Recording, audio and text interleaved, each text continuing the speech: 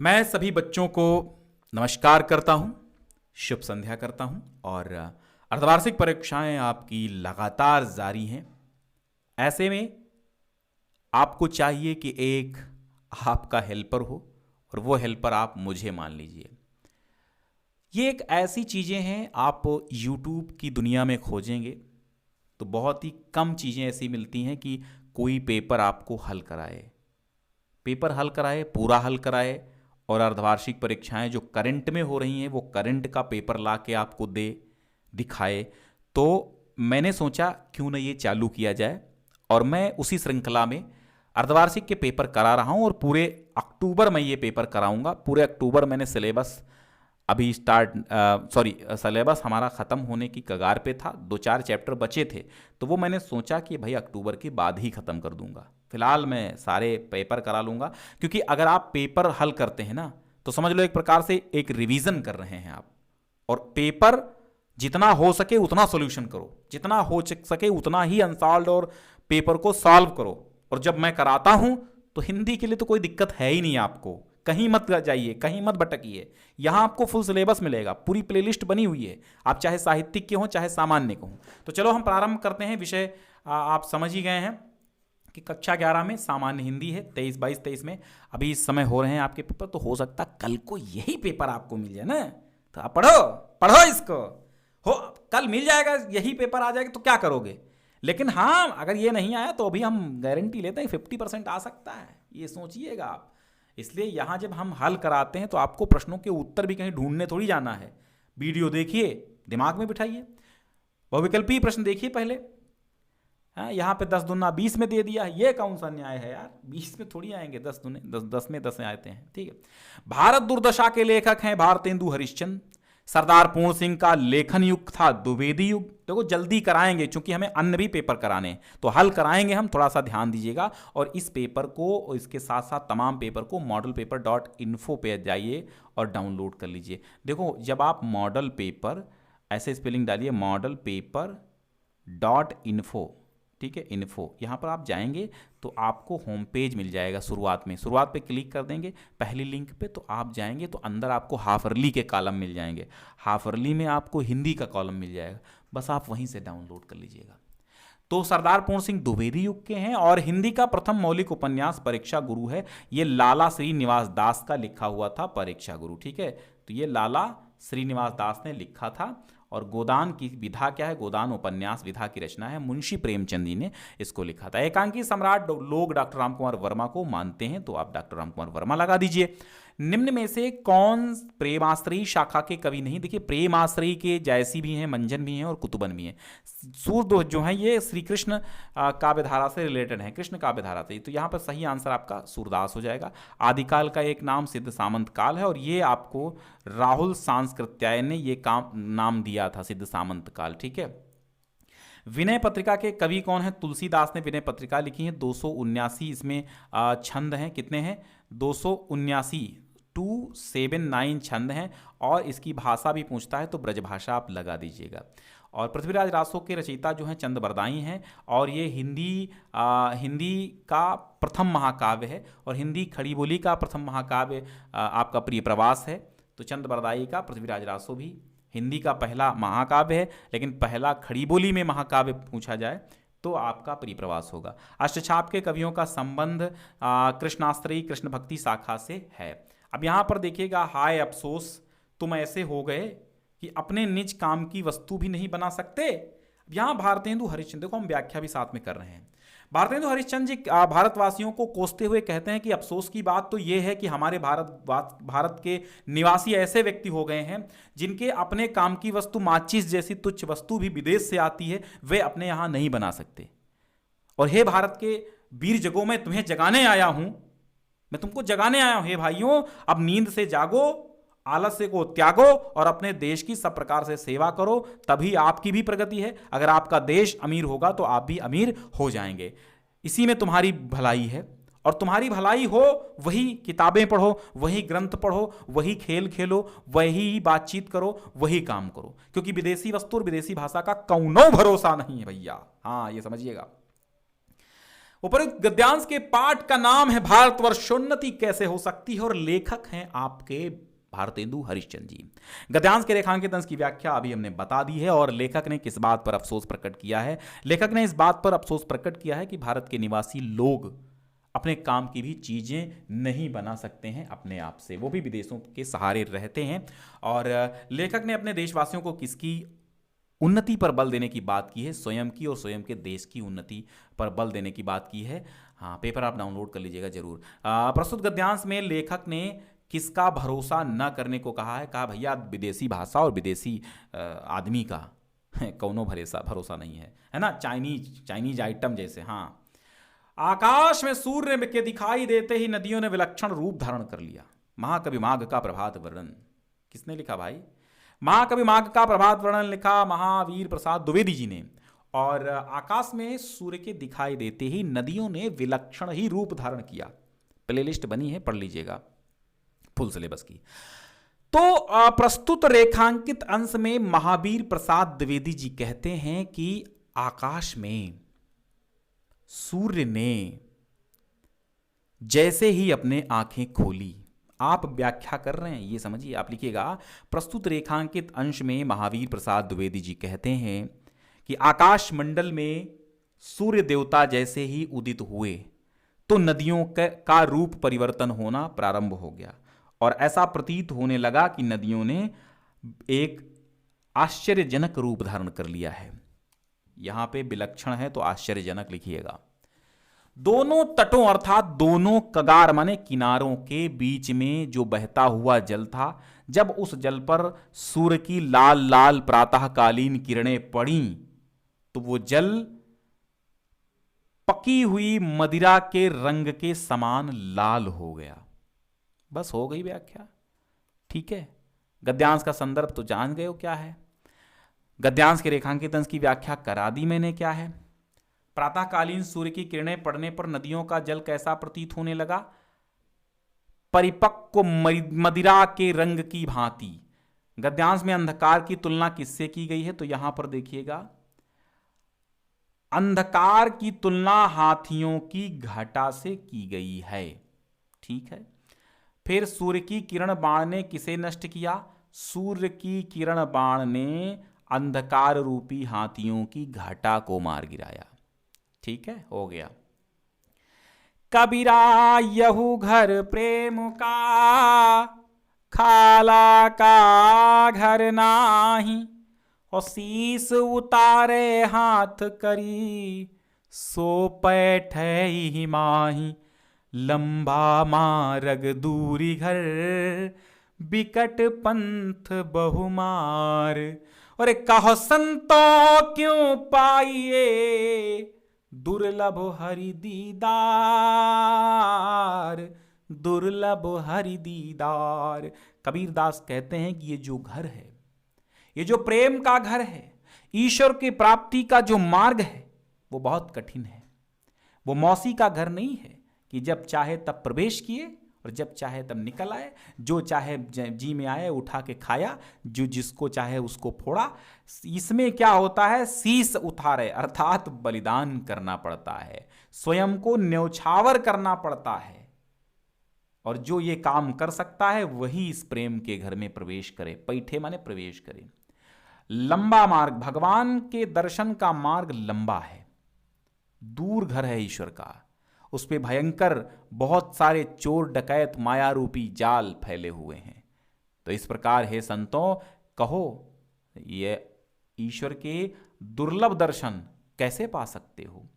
तो पर उस पद्यांश के कवि का नाम कबीर है और पाठ का नाम कबीर के आप जानते हैं क्या है? पाठ का नाम कबीर के दोहे, उनको दोहे नहीं कहेंगे, साखी कहेंगे, ठीक है। तो ईश्वर का प्रेम पाने के लिए साधक को क्या करना चाहिए?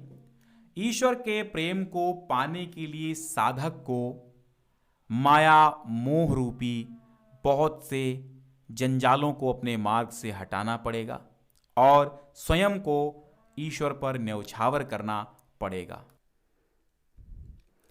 ठीक है। चलिए, तो यहाँ पर हो गया। फिर से मैं बता देता हूँ कि कवि ने ईश्वर के दर्शन को क्यों दुर्लभ कहा है। ठीक है, तो पाठ का नाम तो जान ही गए हो। ईश्वर का प्रेम पाने के लिए साधक को क्या करना चाहिए? साधक को स्वयं को न्यौछावर करना चाहिए, बलिदान करना चाहिए, और रेखांकित अंश की व्याख्या कर दिया, मतलब त्याग करना चाहिए, और आत्मसमर्पण की भावना होना चाहिए, स्वयं को न्यौछावर करने की क्षमता होना चाहिए। और कवि ने ईश्वर के दर्शन को क्यों दुर्लभ कहा है? क्योंकि ईश्वर के भक्ति रूपी मार्ग में अनेक बाधाएं, सांसारिक माया मोह आता है, इसलिए दुर्लभ कहा है। और कवि ने किसके घर को दूर कहा है? ईश्वर के घर को। अखियां हरि दर्शन की भूखी, कैसे राहति रूप रस रांची, ये बतियां सुनी रूखी, अखियां हरि दर्शन की भूखी। कहते हैं कि जब गोपिकाएं, यहाँ सूर सागर भ्रमर गीत से लिया गया, भ्रमर गीत सार से लिया गया ना, भ्रमर गीत से लिया गया, सूरदास लेखक हैं इसके। तो गोपिकाएं उद्धव से कहती हैं कि हमारी आंखें तो हरि दर्शन, भगवान श्री कृष्ण के दर्शनों की भूखी हैं, और उनके रूप रस में रंगी रहने वाली हमारी आंखें हैं, और ये आपकी ये जो योग साधना की जो बातें हैं सुनकर के हमारी आंखें रूखी हो गई, सूख गई हैं, बेकार हो गई, मुरझा गई हैं। अवधि गणत, अवध की गणना करते रहती हैं, इकटक मग जोवत, उनके आने का मार्ग जोती रहती हैं, अर्थात इंतजार करती रहती हैं, उनके एक टक अपलक श्री कृष्ण के मार्ग को देखती रहती हैं, राह देखती रहती हैं, तब इतना नहीं झोंकी, तब इतना दुखी नहीं हुई। और अब यह जोग संदेशो सुन सुन अति अकुलानी दुखी, और हे उद्धव तुम्हारे इस जोग के संदेशे को सुन करके बहुत व्याकुल हो गई हमारे आंखें, बहुत अकुला गई, बहुत दुखी हो गई। बारक वह मुख आनि दिखाओ दुहिपथ पियत पतूखी, एक बार आकर के वो मुख आकर के दिखाएं जिन मुख से दुहि माने जिन दुह करके, पय माने दूध, पियत माने पीते थे, पतूखी माने पत्ते के दोने से, वो मुख आकर के हमको एक बार काश दिखा दे भगवान श्री कृष्ण, जिस मुख से गाय का दूध दुह करके दोने में, पत्ते के दोने में पीते थे।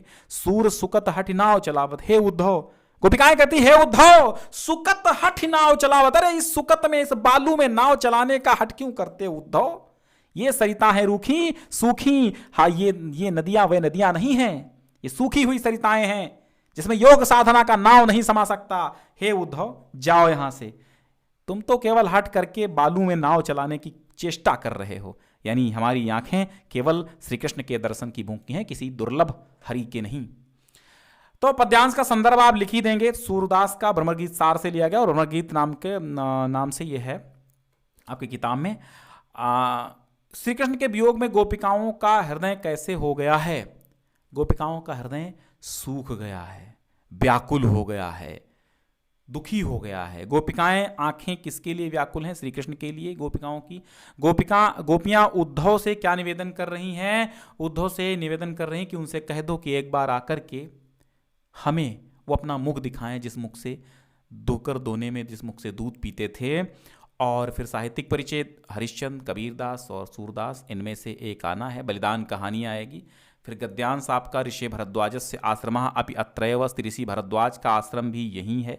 यत्र माने जहां, पुरा माने पहले, 10 सहस्त्रमिता माने 10,000 विद्यार्थिना अधीतिनासन, विद्यार्थी पढ़ते थे। पितु आज्ञा पालन, पिता की आज्ञा पालन करने के लिए श्री राम पुरुषोत्तम राम, श्री रामा पुरुषोत्तम श्री राम अयोध्याया वन, प्रयागः पाठ से ना, अयोध्याया वन गच्छन, अयोध्या से जंगल जाते हुए, वन को जाते हुए, कुत्र मया वस्तव्यम, मैं कहाँ निवास करूं, बसना चाहिए मुझे, कहाँ निवास करना चाहिए। प्रष्टुम इति प्रष्टुम, ऐसा पूछने के लिए अत्रैव माने यही भरद्वाजस्य आश्रमम समीप आगता, इसी भरद्वाज के आश्रम के समीप आए हुए थे। चित्रकूटम एव, चित्रकूट ही त्वत निवास योग्यम, तुम्हारे निवास के योग्य, उचितम स्थानम इति तेन आदिष्टम, उचित स्थान है ऐसा उन्होंने आदिष्ट किया। देखिए हमें किसी बच्चे ने पेपर भेजा है तो बहुत साफ नहीं है, उसका धन्यवाद देंगे। आपको मैं पढ़ा रहा हूं तो आप पढ़ लीजिए, साफ के चक्कर में मत पड़िए, क्योंकि साफ सुथरा कुछ बच्चे नहीं, किसी का कैमरा प्रॉब्लम होती है ना। रामः सीता लक्ष्मणेन च सह चित्रकूट अगच्छम, राम सीता और लक्ष्मण के साथ चित्रकूट गए। तेन अदिष्ट इतेन, उन्होंने ऐसा आदेश दिया तो राम सीता और लक्ष्मण के साथ चित्रकूट गए। ईशावास्यमिदं सर्वम, वंदना से लिया गया है कि ईशावास्यमिदं सर्वम यत्किंच जगत्याम जगत, जो कुछ संसार में जगत है, धरती है, सब संपूर्ण है, जो कुछ संसार में इस है सब ईश्वर से व्याप्त है। तेन त्यक्तेन भुंजी था, उसका त्याग पूर्वक भोग करते हुए रहना चाहिए, निवास करना चाहिए। माग्रदा, लालच नहीं करना चाहिए। कस्यस्विद धनम, धन किसका है अथवा अर्थात किसी का नहीं है। यतो यतः समीहसे ततो नो अभयम कुरु, जिस जिससे चाहते हो उसे हमें निर्भय करो, अभय करो। क्योंकि और शमना, शम माने कल्याण, नह माने हमारा, सम माने कल्याण, नह माने हमारा, कुरु माने करो, प्रजाभ्यो माने हमारी प्रजा को, अभयम माने निर्भय, नह माने हमारे पशुओं को, हमारी प्रजा को निर्भय करो और हमारे पशुओं को भी निर्भय करो। मुहावरे, उल्टी गंगा बहाना, विपरीत परंपरा के विपरीत कार्य करना। दाल में काला होना, शंकाग्रस्त होना, चंपत होना, भाग जाना, घी के दिए जलाना, खुशी मनाना। और संधि विच्छेद, सूर्योदय का हो जाएगा सूर्य धन उदय, नदीसा का हो जाएगा नदी, नदी धन ईशा, ठीक है। तथेति का हो जाएगा तथा धन इति, और परमार्था का हो जाएगा परम धन अर्था, ठीक है। और यहां पर दो का शब्द युग्म है। कुल का मतलब होता है संपूर्ण, कूल का मतलब होता है किनारा, अंबुज का मतलब होता है कमल, और अम्बुद का मतलब होता है बादल।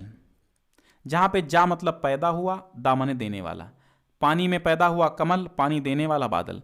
अर्क के दो अर्थ बताइए। अर्क का एक होता है सूर्य, दूसरा अर्क का अर्थ होता है अर्क का मतलब होता है रस, ठीक है। द्विज का दो अर्थ होता है। द्विज का मतलब होता है दो बार जन्म लेने वाला, द्विज का अर्थ होता है पक्षी, द्विज का अर्थ होता है ब्राह्मण, द्विज का अर्थ होता है पक्षी, ठीक है। एक बार अंडे से जन्म लेता है, पहले माँ से जन्म होता है अंडे का, फिर अंडे से फिर निकलता है, तो दो बार जन्म पक्षी का होता है। पतंग के दो अर्थ हैं। एक तो पतंग का मतलब होता है सूर्य भी होता है, पतंग का मतलब जो होता है गुडी, गुडी लिख सकते हैं, गुडी माने बालगुडी, बालगुडी माने पतंग होता है। वर का मतलब होता है श्रेष्ठ, वर का मतलब होता है दूल्हा, ठीक है। तो जो पहले कभी नहीं हुआ, अभूतपूर्व, अभूतपूर्व लिखेंगे। सत्य में जिसका दृढ़ विश्वास हो, तो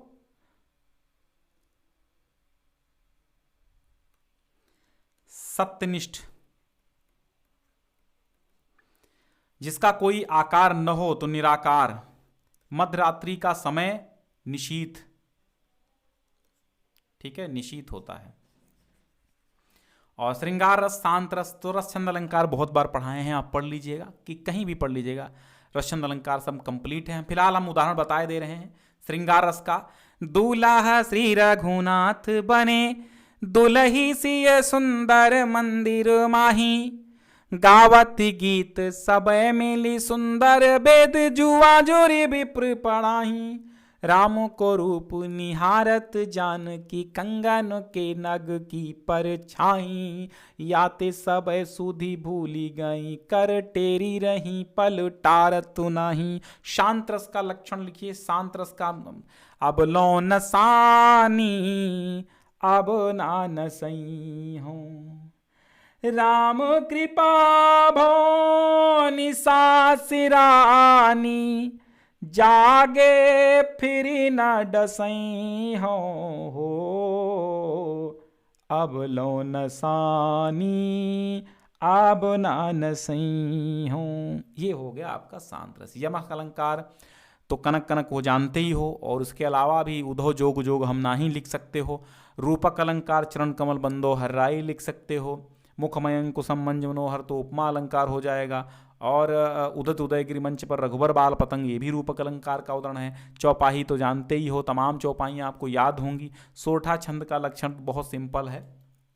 फिर आपका निबंध आएगा। निबंध विद्यार्थी जीवन, अनुशासन, साहित्य समाज का दर्पण है, प्रदूषण की समस्या। फिलहाल जितने मैंने बताए थे उतने ही निबंध हैं। निबंधों की प्लेलिस्ट अलग बनी हुई है और आप आराम से निबंध देख लीजिएगा जा करके। अब हम चलते हैं, आपको कैसे बताते हैं ये पेपर डाउनलोड करना, डाउनलोड कर लीजिएगा।